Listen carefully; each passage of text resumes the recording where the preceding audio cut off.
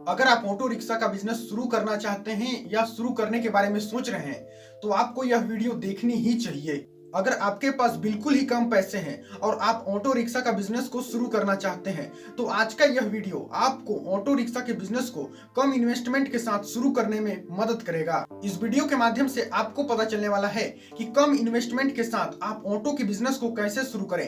बिल्कुल ही कम लागत के साथ आप ऑटो बिजनेस को कर सकते हैं और साथ ही साथ आपको ऑटो बिजनेस में आपको क्या क्या करने होंगे इस बिजनेस को शुरू करने के बारे में।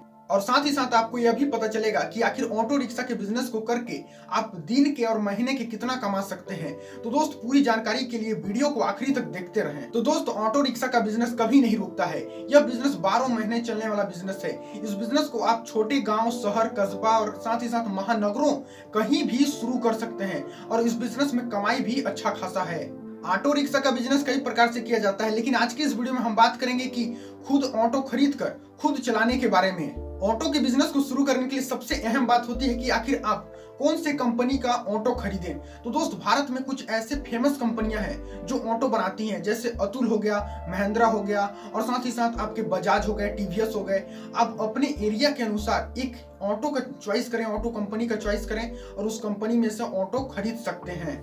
तो दोस्त, एक न्यू ऑटो का कीमत लगभग 2 लाख से लेकर 4 लाख के बीच होती है और वहीं एक सेकेंड हैंड यानी यूज्ड ऑटो की कीमत 50,000 से लेकर आगे कुछ लाखों तक होती है। तो दोस्त, हमने जान लिया एक न्यू ऑटो और सेकेंड हैंड यानी यूज्ड ऑटो की कीमत के बारे में। बट अब हम ये जानेंगे कि आखिर इसको बिल्कुल ही कम इन्वेस्टमेंट के साथ कैसे शुरू करें। तो दोस्त, आपके पास जितने भी पैसे हैं उस पैसे को यानी 20 से 50,000 के बीच अगर आपके पैसे हैं और आप ऑटो रिक्शा के बिजनेस को शुरू करना चाहते हैं, तो इस पैसे को ऑटो शोरूम में ले जाकर वहां पर बताएं और उनको कहें कि मेरे को ऑटो ईएमआई पर लेनी है, तो आप ऑटो ले सकते हैं। इस मेथड में होता ये है कि अगर आप कुछ पैसे अगर आपके पास हैं और इन कुछ पैसों को जमा करके बाकी को अगर ईएमआई पर लेते हैं, तो आपको मंथली बाई मंथली लोन के स्वरूप वहां पर पे करना होगा यानी जमा करना होगा। इस मेथड में आप बिल्कुल ही कम इन्वेस्टमेंट के साथ इस बिजनेस को शुरू कर सकते हैं। तो दोस्त, किसी भी बिजनेस को शुरू करने से पहले दिमाग में ये चलने लगता है कि आखिर इस बिजनेस फील्ड में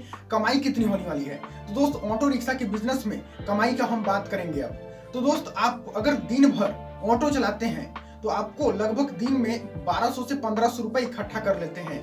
उसमें से मान लेते हैं कि आप को 400 से 500 रुपए तेल मेंटेनेंस आदि में खर्च हो जाते हैं। तो दोस्त, आपकी कमाई कितनी बचती है?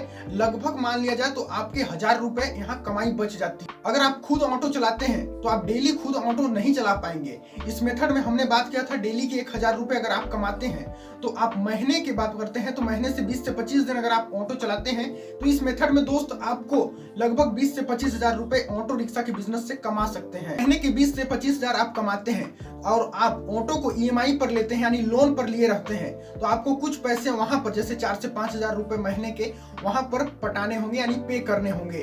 तो दोस्त, आपको इस मेथड से आप कम इन्वेस्टमेंट के साथ एक अच्छा सा बिजनेस को शुरू करके आप यहां से ज्यादा मुनाफा कमा सकते हैं। ऑटो रिक्शा के बिजनेस को शुरू करने के लिए दोस्त आपको खुद का ड्राइविंग लाइसेंस और साथ ही साथ आरटीओ विभाग से पूरी दस्तावेज को कंप्लीट करना होगा ताकि आपको कहीं भी परेशानी न हो। आज की यह वीडियो आपको कैसी लगी कमेंट में जरूर बताएं और दोस्त, वीडियो को एक लाइक जरूर कर दें और साथ ही साथ चैनल को सब्सक्राइब भी कर दें। चलिए मिलते हैं किसी और बिजनेस को लेकर किसी और वीडियो में। Thank you so much for watching this video.